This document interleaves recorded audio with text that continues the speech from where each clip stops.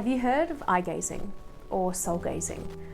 It's pretty self-explanatory. You look into someone's eyes for an extended amount of time. It's powerful, it's intimate, and it can even be a confronting practice that really helps you become closer to the other person and to yourself. Traditionally, it is done with a partner, but you can also do this practice with yourself by looking into a mirror.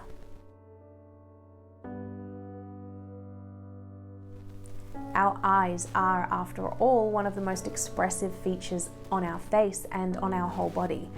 They can communicate a huge range of emotions, which does and can influence our social interactions. Making eye contact is easy for some of us. Looking intentionally and consciously into someone's eyes as they speak and talk to you, but it can also be very difficult for some people, even if it does only last a few short seconds. It's truly no wonder why eye contact is so impactful. It can trigger personal connection, even if it does only last those few brief moments. Eye gazing is what takes this to one step further into more of a practice, and soul gazing is a tantric practice. It has been around for thousands and thousands of years.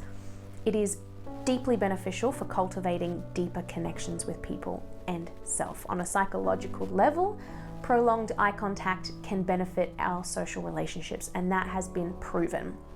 So some benefits of this practice. Number one, it helps you to recognize emotions.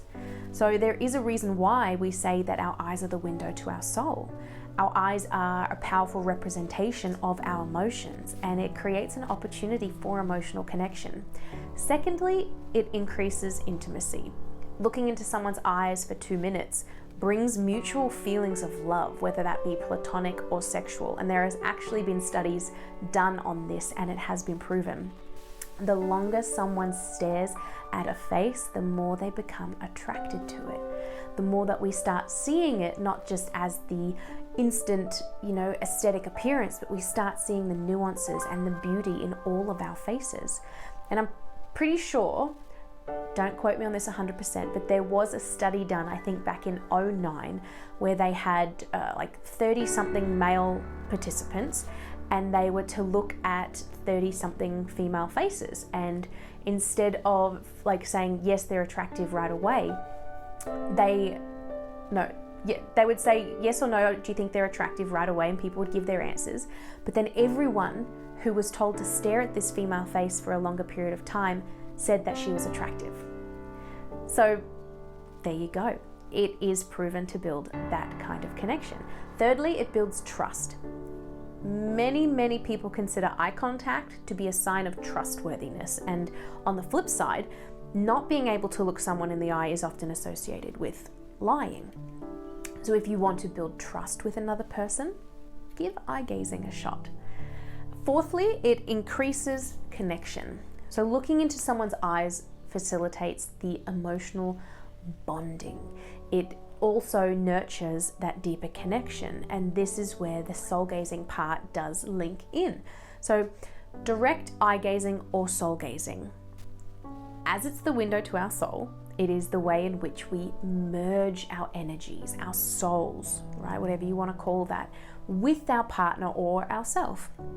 And what I mean by this is, by soul gazing and eye gazing, we start breaking down the boundaries or the barriers that we have built, those walls that shield us from pain or deep connection. So it's that merging between the self and the other, creating that feeling of oneness and that deep connection.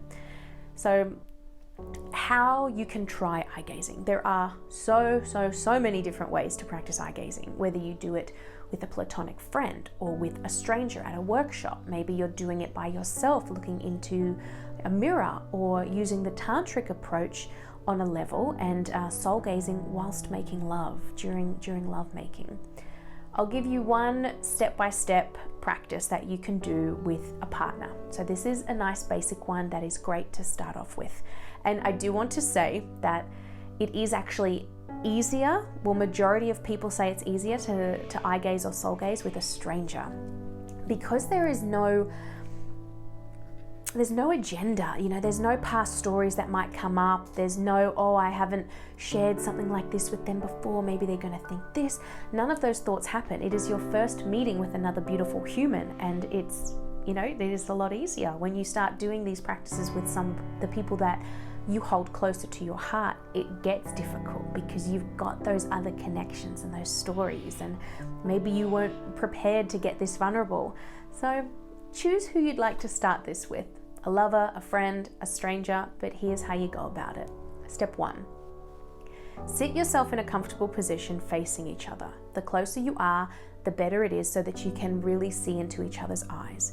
You don't have to share physical touch if you don't want to, but you can have your knees touching. You can hold hands out in front of you or rest your hands on each other's knees. Another beautiful way that I like to facilitate this during my women's circles is to place your left hand on their chest and they place their left hand on your chest. And that kind of brings this circular energy, and it's the love of the heart into the connection. So you choose. Step 2 is to set your timer for your desired amount of time.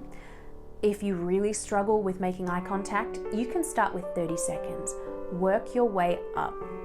3 minutes is great. You can maybe put on a song that is 3 minutes long and use the music to help you get into the moment. Maybe you go to 5 minutes. 10 minutes, 20 minutes, 30 minutes. The longer you do this, the deeper your experience will become. Step 3 is to set your intention. And this is optional, step 3. So I'm going to make it step 2.5. Set an intention. You don't always have to have an intention, but if you are journeying through some discovery work, then setting an intention is a great thing to do. Step 3, look into your partner's eye with a soft gaze. Now we look into the pupil of the left eye, as this is the window to our soul. I read somewhere that the left eye is the window to the soul, and the right eye is like our character and our ego.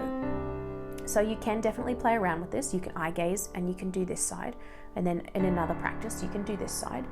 You want to do your best not to look around and switch between the eyes. That can be very distracting and it won't let you fully sink into the experience. So you keep your gaze steady on the left pupil. Step 4 is to breathe deeply. Allow yourself to blink naturally, and you'll find as the minutes pass on, your breath will probably link up with your partner and become in sync, which is beautiful. You feel then that connection as well. Step 5 is to break your gaze whenever the timer goes off, whenever you feel you're ready, and have a chat about it. Integration is important because, lots of things can arise, and it's great to hear how the experience was for you and for your partner. The goal of this practice and this exercise is to connect with your energies and not your words. So your energies without speaking. Something extra to mention here is that when you do stare into someone's eyes or your own eye for a prolonged period of time, your brain can start to release a chemical called DMT, which can make you hallucinate, see things, or have an out-of-body experience. I mention this because if you are new to eye gazing and this is going to be one of the first times you do it, and you start to notice that feeling happening in you, it is a normal reaction to freak out a little bit and maybe put a stop to the practice. But I hope that by letting you know that is quite a normal reaction, when you feel that starting to happen, maybe you can, sit with it, understand that it is part of the process, breathe your way through it, and maybe even enjoy the little adventure of what it has to offer you. It's also extremely common and normal for emotions to arise when you soul gaze or eye gaze with yourself or someone else. As we start to, break down the barriers, look into the soul past the physical body, we share the depths of ourselves and our vulnerability, and that can be an emotional experience. It can be an emotional awakening. And if you feel the tears coming or, the laughter or giggling happening, don't break eye contact. Let it happen. Do your best to stay present and focused on the experience. And of course, as I always say, know your boundaries and honor them. If it is too much, I always encourage you to honor your boundaries, and maybe just, today isn't the day to do this practice. Maybe tomorrow will be better. Always come into this from a place of being resourced and grounded. So if you know you aren't, do your self-care things that you know ground you. If you're in a romantic partnership and you want to try this as a new level of connection within your intimacy, then I definitely invite you to try this on that romantic level. You can start to see hidden emotions through the eyes, or even thoughts. Maybe, things that your partner has been feeling and thinking and hasn't quite been ready to share just yet. You may even connect with them and intuitively, say something, and they will go, oh my God, I haven't been ready to share that. And it's not about invading the privacy of your lover. It's about getting to know them on a deeper level. You might feel really exposed and uncomfortable and afraid if you haven't really stepped into this depth of connection with your lover, and that's totally okay. Step by step, 30 seconds, 1 minute, 2 minutes, communicate the whole way through. That is really, really, really important. And if I was to ask you right now, if you are in, a romantic relationship, whether it's new or it's long-term or anywhere in between, and if I say to you, how comfortable are you with your lover, your partner? You'd probably say, they know me better than anyone. They've seen me at my worst. I know I can be vulnerable and authentic in front of them. But have you ever soul gazed with them? Have you ever soul gazed with them nude? Have you ever soul gazed with them during making love? Have you ever soul gazed with them in public?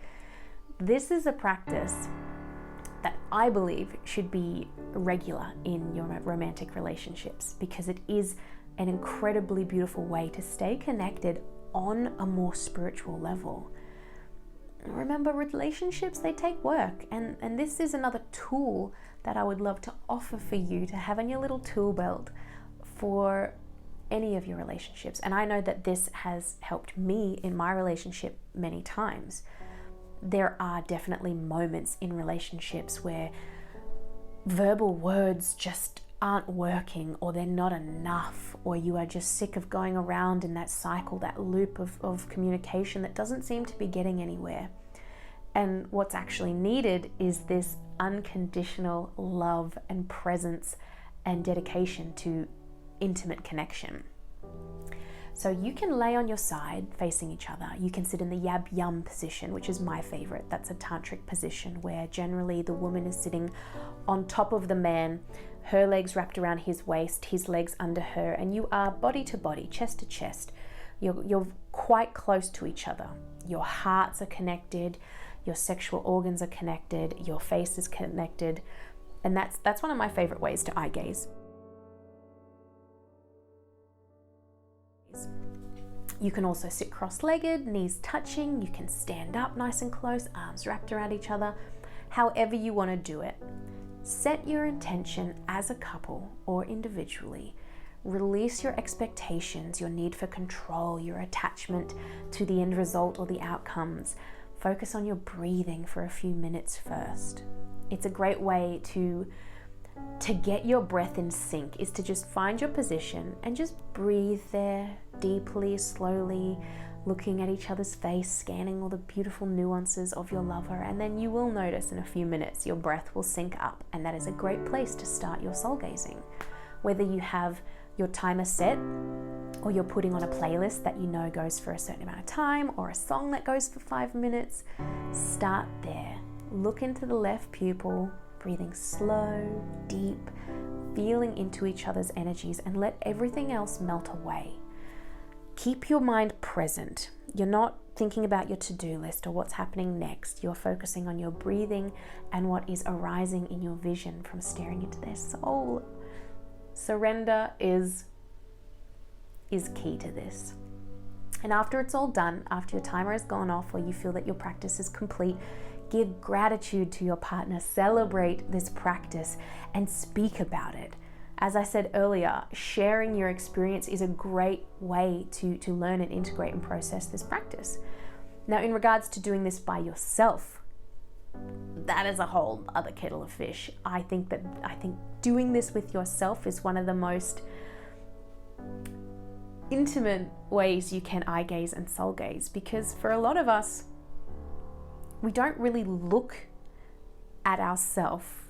We are in the vessel. Yes, we see photos of ourselves, or yes, we catch our reflection, but to really look into our soul, like beyond the veil, beyond the flesh and the physical, who we are. That can be a hugely emotional process too. I remember the first time I set myself up to practice soul gazing alone. I sat on a cushion in front of my full-length mirror, no expectations. My intention was just to surrender into it and allow whatever needed to come out. And I ended up bawling my eyes out, staring at this person who I didn't even, like, the physical didn't even become me. It started to morph. My face started to turn into something that was very, like, it wasn't familiar. And it became an energy. Everything kind of blacked out after the face morphed for a few moments. And I was just this emotion from my gut. It just went out of my mouth and I was crying. And it wasn't until, a couple of days afterwards when I'd been just thinking about it and integrating it and not trying to figure out what the emotion was connected to, but just letting it be, I realized it was the first time I'd really seen myself as a soul, as a spirit, as an energy. And it was really beautiful. So I encourage you to give that a go too, and know that it might be a lot deeper and more intense than the other practices, but to always have compassion for yourself and your journey and how it goes. And it's okay if you find it really difficult. You start slow and you build your way up. And I would love you to share in the Facebook group, your experience of any of these, and your little homework for this week is to do one of these practices. So choose whether you want to do it by yourself, with a lover, with a friend, with a family member, with someone you trust. Usually pretty good to do it with someone you trust and someone who is going to be present and conscious in this practice with you. But I can't wait to hear all about it. Sending you so much love and really, really enjoy your experience of eye gazing.